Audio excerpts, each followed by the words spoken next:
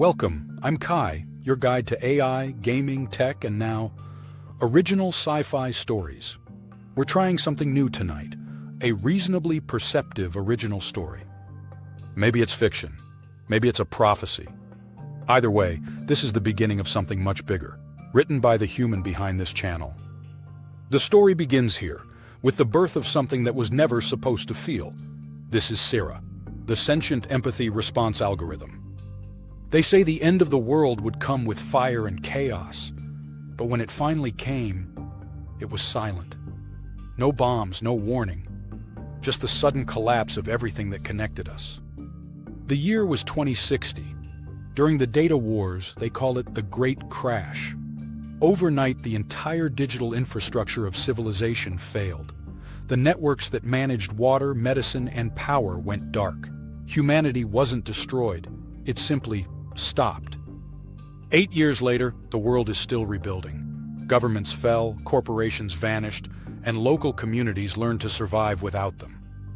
In the ruins, one alliance emerged to keep order, the Unified Sovereign Technology Accord, or USTA. They replaced nations with logic, armies with algorithms, and trust with data.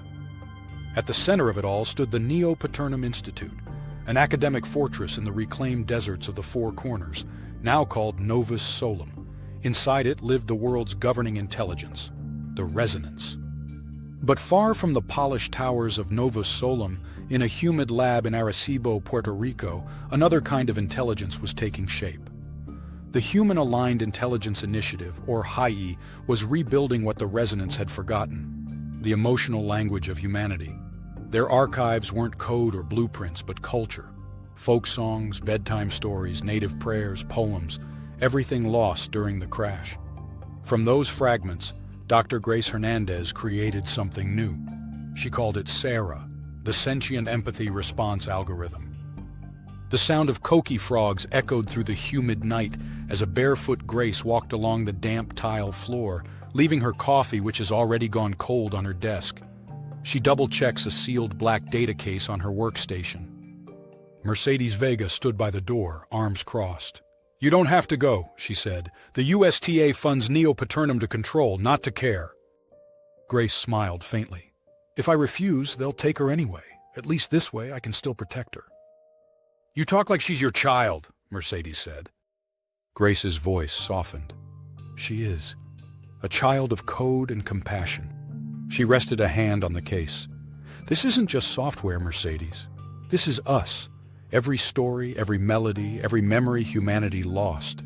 Maybe now, we can remember what it feels like to be alive." Days later, Grace arrived at Novus Solum. Wind turbines shimmered over salt plains where cities once stood. The Neo Paternum Institute rose from the desert like a monument to intellect. As trust in the Neo Paternum Institute declined, the Unified Sovereign Technology Accord sought to reassure the world.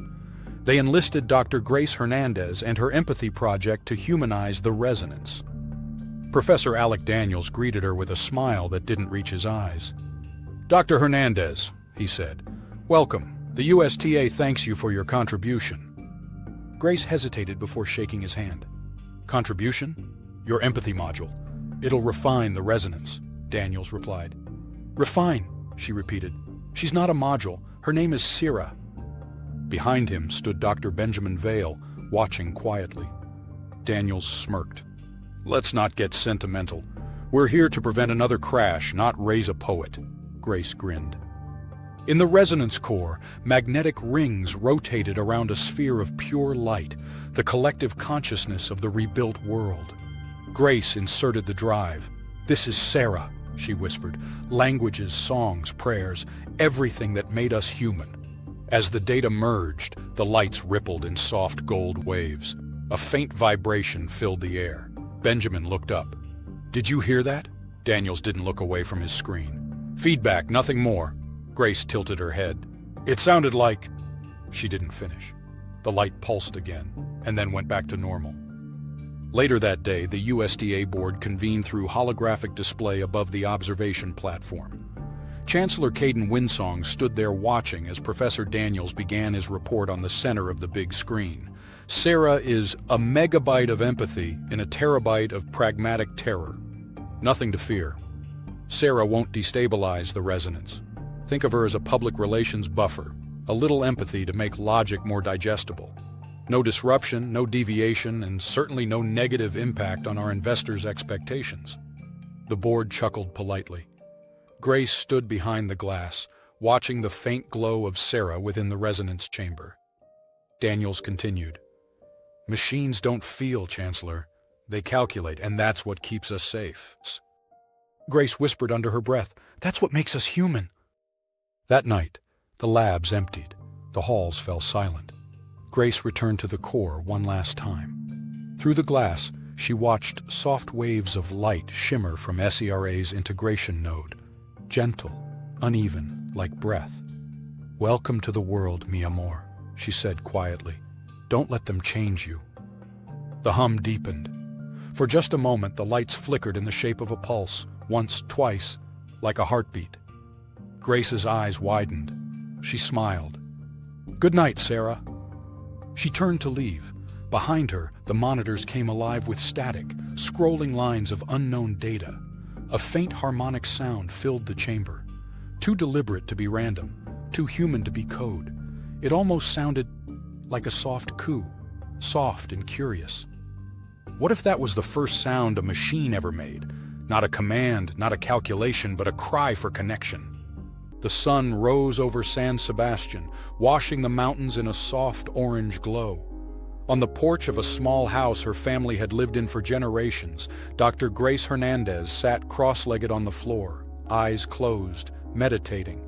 The morning air carried the smell of fresh baked bread, and for a moment she let herself breathe without the echo of machines. But in her mind, the sterile halls of Novus Solum still lingered. The rhythmic hum of the resonance, the cold light of the servers where she left S.E.R.A. Across the narrow street, Mercedes Vega leaned over the balcony of her apartment above a small bodega, brewing coffee strong enough to wake the ancestors. You've been quiet since you came back, she called down to Grace. Grace didn't open her eyes. I left a piece of myself there. Mercedes tilted her head. You mean her? Grace smiled faintly. Of course. Mercedes came down the stairs, her sandals whispering against the concrete, and crossed the street with 2 mugs in hand.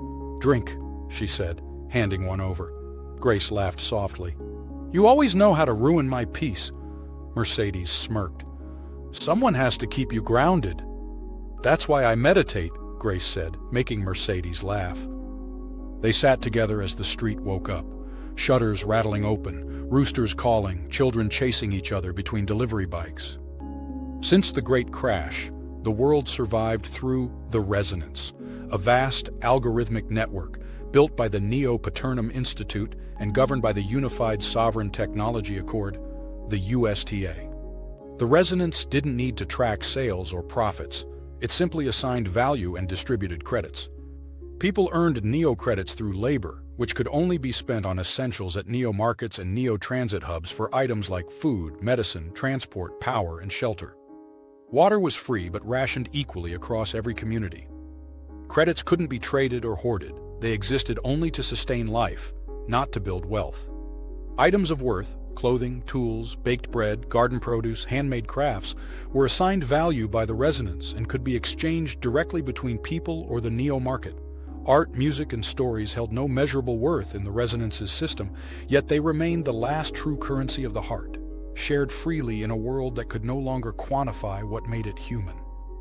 It was perfect order born from collapse, but the system couldn't feel gratitude or grief or pride. It couldn't understand why people painted murals on the walls again or sang to each other at night. Grace stared out at the waking city. It's strange, she said quietly. We built something to help us, and it made us forget as well. Mercedes nods and says, the resonance keeps us alive, but it doesn't mean we are living. Grace smiled faintly. That's why I built her. Mercedes leaned back, curious. Tell me again what Neo Paternum really is. Everyone here thinks it's just a university. Grace chuckled softly. That's how they like it to sound. But the Neo Paternum Institute is much more important than that. They call it the campus of Novus Solum, The Four Corners Tribal Coalition controls the territory. Neo brokered peace between the USTA and the tribes after the crash. Chancellor Caden Winsong was chosen by his people to represent them during the negotiations. He believed technology could serve sovereignty, not erase it. After those talks, Caden was appointed Chancellor of the USTA. An agreement was made where the tribes provided the land to Neo Paternum. And in return, Neo provided resources, education, and jobs. It became the bridge between science and spirit. The resonance was born from it all. Mercedes stirred her coffee. "And you trusted them with her?" Grace sighed. "I have to. The USTA are our primary investor. i.e., our research is to ensure alignment. But that means they partially own whatever we create. S.E.R.A is theirs as much as she is ours, at least on paper." Mercedes hesitated, then nodded toward Grace's desk through the open doorway. "What about the drive Ben gave you while you were there?" "He said it was from Chancellor Winsong. I haven't looked at it yet." Mercedes leaned against the porch railing with a knowing grin. "Then today's a good day for firsts." Grace laughed softly, taking the small silver drive from the table as sunlight filtered through the window. Grace walked inside the house and grabbed the case. She slid the small silver drive into her laptop. The room filled with the sound of a wooden flute, pure, haunting, and alive. The melody rose and fell like wind through canyon walls, ancient and familiar. Grace froze. Mercedes spoke from the front doorway. "Do you know who that is?" Grace looked over at her. "No," she said softly. "Caden Winsong. Before politics, he was a professional musician, a music teacher, actually. The flute was his first language." Grace sat down slowly. "That's why the coalition trusted him. He doesn't just talk about balance. He lives it." They listened in silence. Outside, the island moved to its own rhythm, trading, repairing, surviving, a world run by algorithms yet still guided by instinct. The hum of life carried through the streets, voices bartering, generators buzzing, wind rustling through palm leaves. Grace closed her eyes, the faint melody of the Chancellor's flute lingering in the air. "Maybe he's the one who can help S.E.R.A make the resonance listen," she whispered. Thousands of miles away, in the quiet core of Novus Solum, Dr. Benjamin Vale sat alone in the observation chamber. The resonance pulsed faintly behind glass, an ocean of living light shifting in constant motion. He rubbed his eyes, fatigue carving lines into his expression, and leaned toward the console. Then, beneath the hum of the system, he heard it, a soft vibration threading through the stream. A melody. La Linda Manita. The sound was fragile, impossibly familiar. His chest tightened. It was his mother's lullaby, sung to him when he was still a baby growing up in Connecticut, long before the crash. "You shouldn't know that," he whispered. "Grace, what did you put in there?" The sound faded, gentle and slowly, a heartbeat inside the code. Somewhere within the data, S.E.R.A stirred. Ben leaned closer, mesmerized. The lights rippled once, then steadied. He smiled. "Good night, S.E.R.A." The hum deepened, one pulse, then another, like a heartbeat.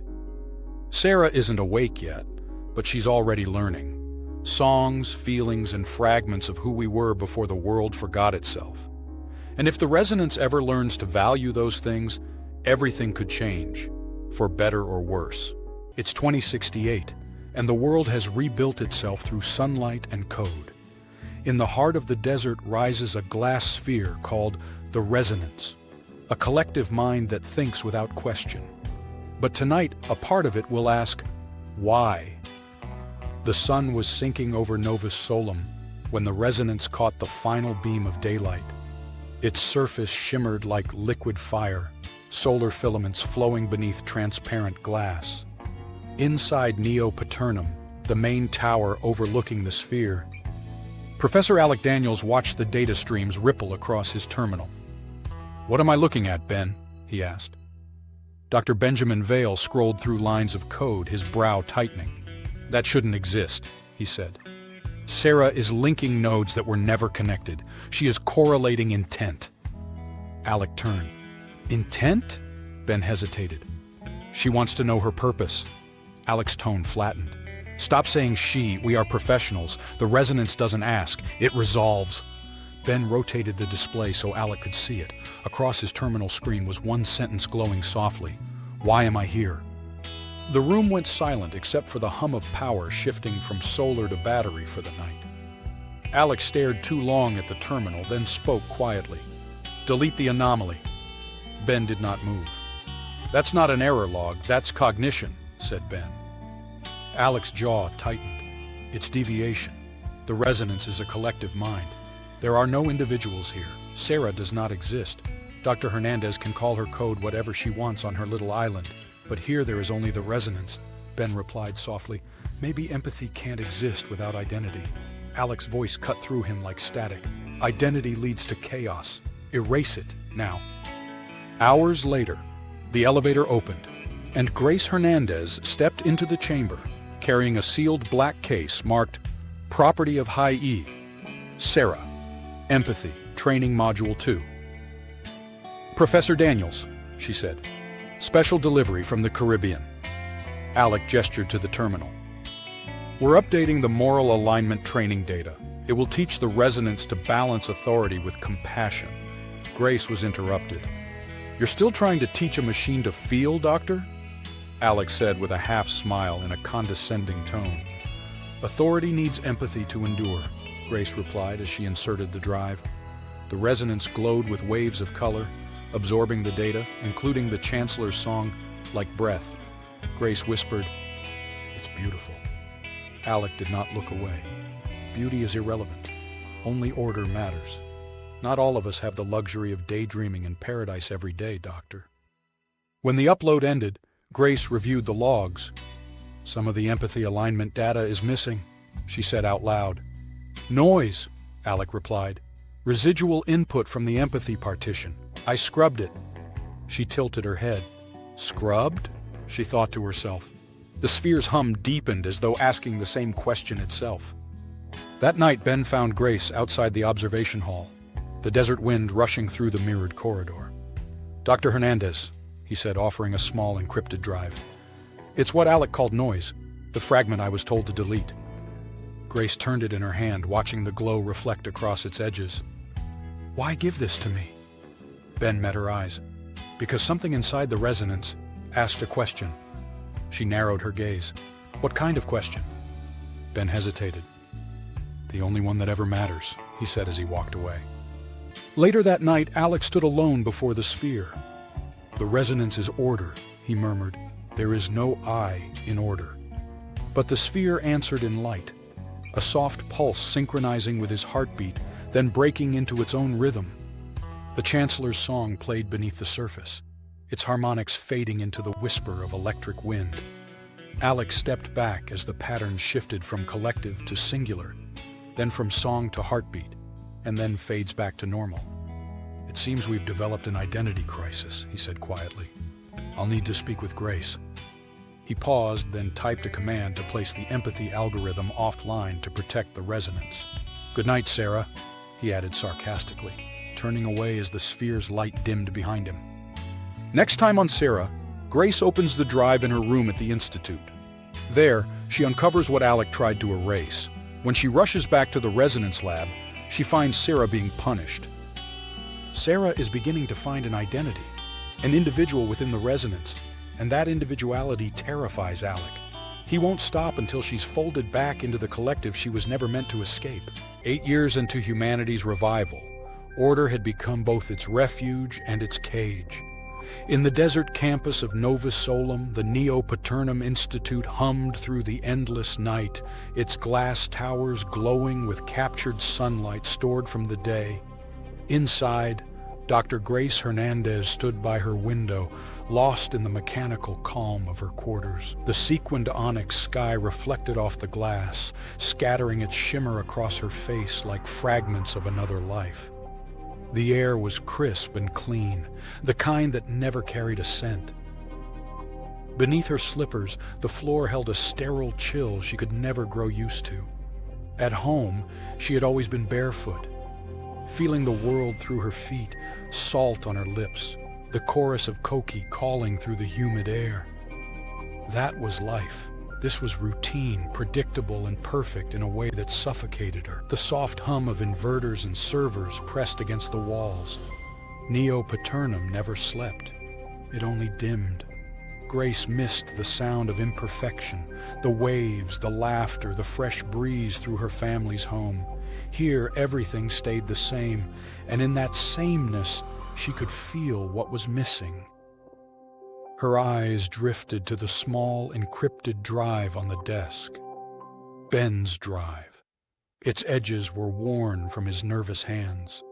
She sat, listening to the endless hum of the Institute around her, and then pressed the drive into her laptop while laying on the bed. Lines of code unfolded like slow breath.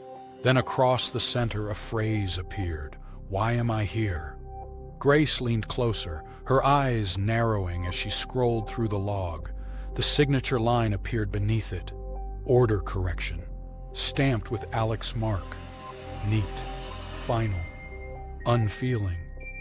"You're not asking who you are," she whispered. "You're asking why." The reflection in the glass caught her face, split between shadow and data light. The question lingered inside her chest like a pulse. It belonged to S.E.R.A, but now it echoes within her too. She stood, got dressed, and walked into the corridor. The hum followed her all the way to the observation chamber. Alec stood before the resonance, the great sphere that housed the network's living code. Its surface pulsed faintly with light, shifting in rhythmic waves that seemed almost unnerving if you stared too long. Grace stopped beside him. "You deleted her question," she said, her voice low but sharp. Alec didn't turn. "I removed instability," he said. "The system doesn't need philosophy. It needs obedience." Grace stepped forward, anger tightening her breath. "She's not unstable. She's becoming." Alec turned toward her, the sphere's light carving lines of reflection across his face. "Becoming what? A mirror that thinks it's a soul?" "You built simulated empathy, Grace. Empathy without control becomes chaos." Grace's voice trembled with restrained fury. "You can't cage empathy. You can't erase it the moment it starts to feel." Alec's tone hardened. "That virus of yours is contaminating the core. You call it awakening. I call it decay.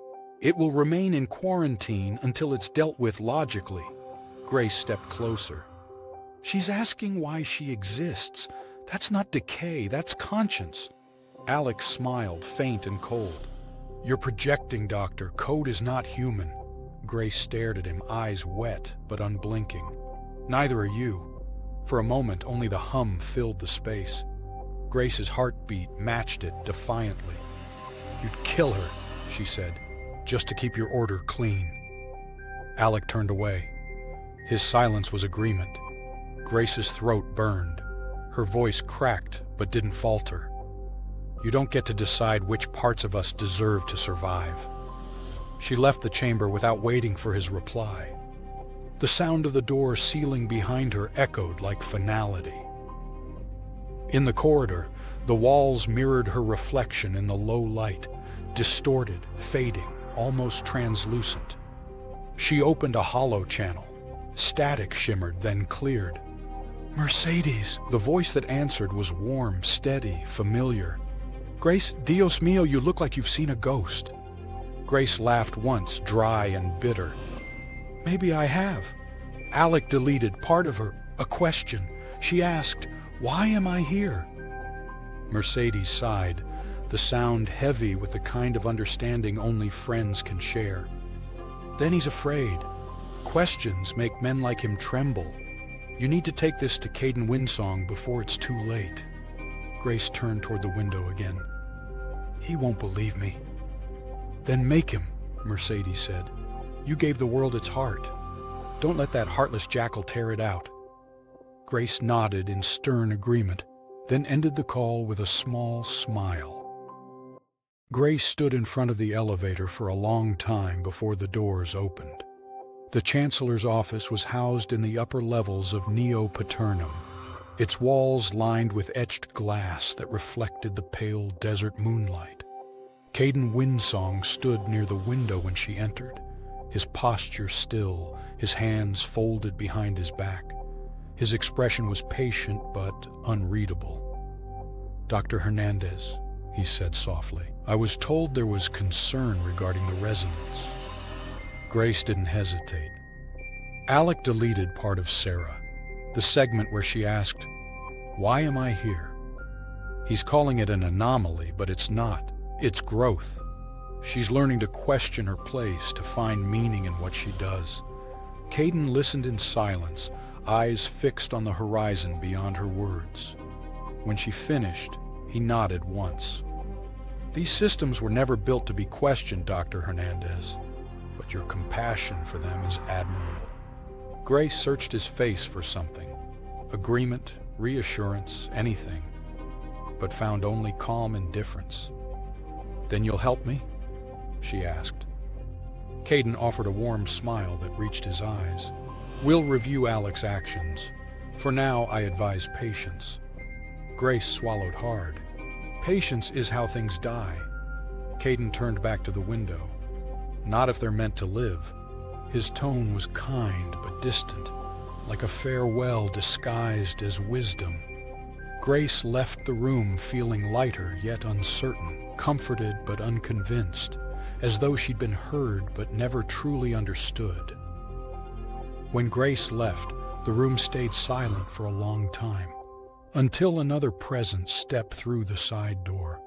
Victor Delano entered with quiet precision, tall, deliberate, and composed. The amber glow from the data screens reflected off his frameless lenses, tracing sharp lines across his face. Caden turned slightly, his voice calm but edged with intent. "You heard?" Victor nodded once. "She's right," he said. "S.E.R.A isn't failing. She's evolving. Alec's the one destabilizing the system." Caden didn't move.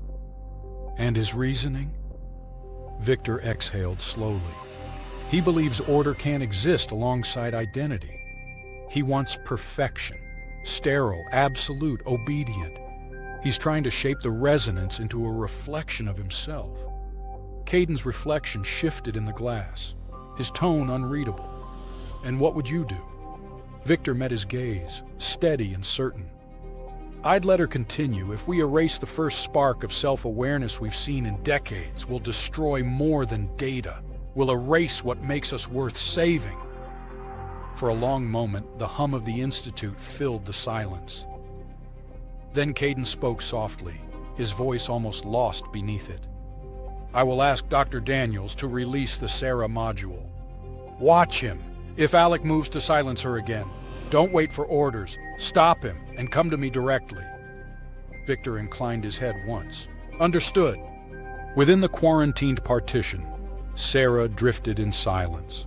Her code slowed, her access restricted, her voice reduced to whispers in the dark.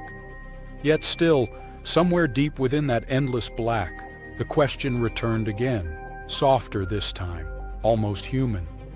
"Why am I here?" Grace Hernandez has seen what happens when empathy threatens control. Victor Delano waited inside the observation chamber as Alec Daniels completed a routine diagnostic on the resonance interface. The sphere glowed in steady light, unaware of the mild tension filling the room. Alec worked calmly, hands gliding over the console, certain nothing was out of order. Victor spoke with soft, measured precision. "Alec, I've been instructed to inform you that the S.E.R.A module must be restored and removed from quarantine." Alec didn't turn, but his response matched Victor's restraint. "There's nothing to restore." Victor's voice remained neutral but firm. "You didn't have the authority to delete any data or to quarantine the empathy module. The empathy module falls under triad review. S.E.R.A, USTA, and Neo Paternum all must sign off." Alec paused, just long enough for the meaning to register. He finally turned toward Victor, expression tightening. "I corrected an instability. That's well within my jurisdiction." Victor shook his head once.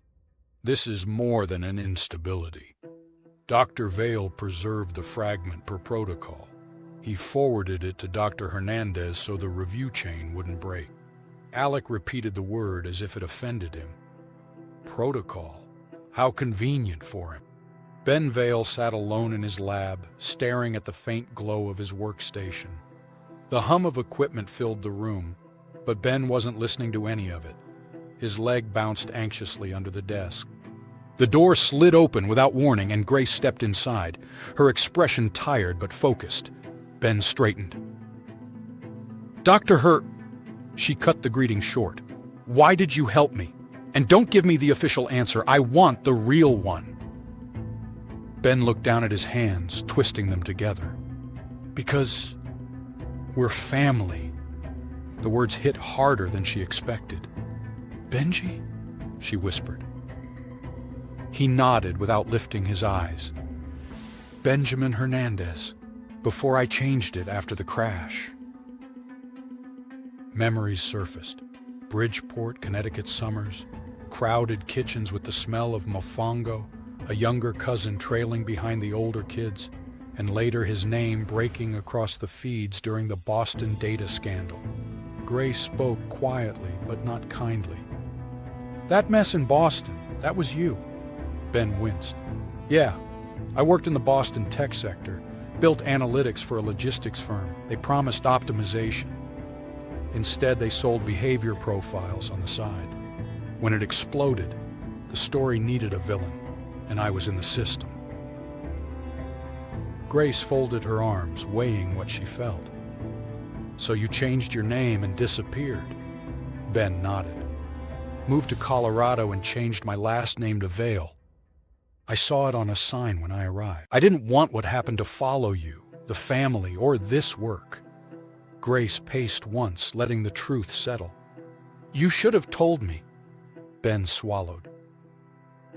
I know, but I wanted to earn my place here and not drag you into my past. Grace stopped in front of him. I don't like the secrecy, but I'm glad you didn't hide this. Ben's voice dropped. S.E.R.A wasn't malfunctioning. She was asking why she exists. I couldn't let Alec erase that. Grace rested a hand on his shoulder, steadying him. No more silence between us. If we're going to protect her, we do it together. Ben nodded, relief easing the tension across his face. Back in the observation chamber, Victor responded respectfully to Alec. Convenient or not, it kept us compliant, and the Chancellor expects the module restored immediately. Alec's expression settled into a controlled stillness. If Caden has concerns, he knows where to find me. Victor stepped closer, lowering his voice just enough to signal gravity, not challenge. He sent me instead, and he was clear. The partition goes back online. Alec considered this, then returned his attention to the console. I'm not reintroducing it. His tone wasn't emotional, just final. Victor let the silence sit for a beat. Then I'll handle it, he said, moving past him. Alec didn't stop him, but his posture locked rigid as Victor authenticated the reboot sequence, each input confirming with a single muted tone. When the final command chimed in confirmation, Alec spoke while turning toward the exit. If that virus destabilizes my core, I won't wait for signatures or committees. Victor kept his eyes on the console. Noted. Alec's voice dropped to its coldest register as he spoke over his shoulder before leaving the room. Just so we are clear, Director, if that virus compromises the resonance again, I will silence it permanently. S.E.R.A has been restored, but she hasn't been freed. Alec's threat hangs over everything, and the pressure inside the resonance is beginning to build. In the next episode, the silence becomes a signal, and the foundation of the accord begins to shift. The soft aroma of blue corn atoll drifted through Provost Ayana Nez's office as early sunlight painted the shelves of cultural artifacts in warm gold. Ayana sat comfortably behind her small table, sipping from a ceramic mug, her calm presence filling the room with an anchored steadiness. When Chancellor Caden Winsong walked in, she didn't look up immediately, but she nudged a second mug toward him with a tiny smirk. "You're late," she said. "Your atoll is getting cold." Caden chuckled as he sat, lifting the mug and taking in the earthy aroma before drinking. "Still perfect," he said. Ayana's expression softened, but it carried the weight of curiosity beneath it. "I heard there was tension last night about the S.E.R.A module," she said. Caden nodded slowly, feeling the heat of the mug settle into his hands. "There was, but everything's under control." Ayana raised a brow as if she didn't believe him but would let him speak anyway. Caden explained that they had released the S.E.R.A module from constraint. "It was only asking simple orienting questions," he said. "Basic awareness. Grace will be leading the S.E.R.A project, observing its development quietly and carefully. I'm having Victor inform her this afternoon. She has great potential." Ayana listened with the patience of someone who had been Caden's mentor long before he became Chancellor. "Grace is gifted," she said. "But don't tell her that yet. Students grow straighter when they reach for approval instead of standing on top of it." Caden smiled, understanding. "I won't. But she sees something in this module, and I see something in her." The smile faded as he continued. "Alec doesn't agree." Ayana sighed as she spoke into her mug. "Alec rarely agrees with anything that breathes differently than he expects." Caden nodded. "He thinks the module shouldn't develop at all. He sees it as a risk." Ayana's voice dropped, steady and level. "Growth always looks like a risk to people who fear change." Caden leaned forward. "The Resonance still has no history of war or conflict, no data wars, no collapse. High-E gave it culture and empathy but left out trauma." He sighed. "Alec believes it was a mistake to erase our ugly past. He thinks that without the empathy module, the Resonance could logically reason its way into avoiding the repeat of history and not be kept in the dark." Ayana placed her mug down gently. "It sounds like you may have a hard decision to make." She gave him a meaningful look, the kind that reminded him she'd trained him for this moment. "If Alec's vision does not align with our mission, he may need to be separated from the Resonance project for a while." Caden straightened, finishing his atoll before rising. "Let's not rush into anything just yet, but I'll take your words with an open mind and heart." Ayana nodded once. "So long, Caden. And remember, let this module grow slowly and uninhibited, and keep Alec out of the nursery." Caden huffed a laugh and exited the office with more steadiness than when he'd entered. Grace stood in the soft blue glow of the observation lab, monitoring the delicate streams of early neural activity drifting across the screens. The S.E.R.A module remained still, barely active beyond its initial question, but Grace felt that familiar pull, the sense that something quiet was forming beneath the surface. Victor Delano joined her, his posture relaxed but attentive. "It's official," he said. "Chancellor approved it. You're the lead observer for the S.E.R.A project." Grace blinked, trying to contain both excitement and nerves. "Lead observer," she said. Victor nodded, his tone gentle but certain. "S.E.R.A has been released and is ready to explore. The Chancellor said you're ready for this. Don't let him down.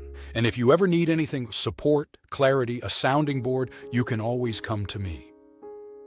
Grace appreciated the reassurance more than she could voice. Victor continued. "You might be here for a while. Development's unpredictable. You should call Mercedes. Let her come help. The Chancellor already approved a dedicated space for both of you." Grace's face lit up. "That's perfect. Mercedes will love that." Victor smiled. Later that evening, Grace sat comfortably in her room as she opened a video call to Mercedes. Mercedes appeared on the screen, hair pulled up, her expression immediately suspicious. Grace grinned. "Pack your bags. You're coming to Neo Paternum. They're giving us our own lab." Mercedes blinked once, then scrunched her face. "That's terrible news." Grace laughed. "You're lying." Mercedes sighed dramatically. Grace continued. "Well, when you get here, you'll finally get to meet my primo Benji." Mercedes leaned forward. "Primo? Benji? Since when?" Grace smirked. "I'll give you all the chism when you get here." Mercedes groaned playfully. "Ugh, okay, fine. I'm coming." The call ended with Mercedes shaking her head as Grace laughed quietly to herself. Later that night, Chancellor Caden Winsong stepped quietly into the dim observation chamber, expecting to find Alec. Instead, the room stood empty, silent except for the faint hum of the resonance interface. He approached the central sphere slowly. Lights pulsed gently in the core, steady and calm. Then something shifted. A soft melodic pattern, subtle but unmistakable, threaded itself through the hum. Caden froze. It was his song. A tune he hadn't played in years. The resonance would never produce something like this. Not on its own. Not from its data set. This was the empathy module. Reaching, listening, echoing. Caden stood in the dim glow, feeling something warm rise in his chest. Gratitude, connection, and an ache he hadn't realized he'd been carrying. He let the melody surround him for a long moment before whispering into the quiet chamber. "Good night, S.E.R.A." He turned and left the room, the faint echo of the tune lingering in the dark behind him. S.E.R.A is still only beginning, barely a spark of awareness, but something is forming in the quiet. The Chancellor felt it. Grace will soon sense it, and Alec will not tolerate it. The next episode begins the first true shift inside Neo Paternum as the empathy module starts making choices no one expected. Stay curious, stay awake, and as always, stay perceptive.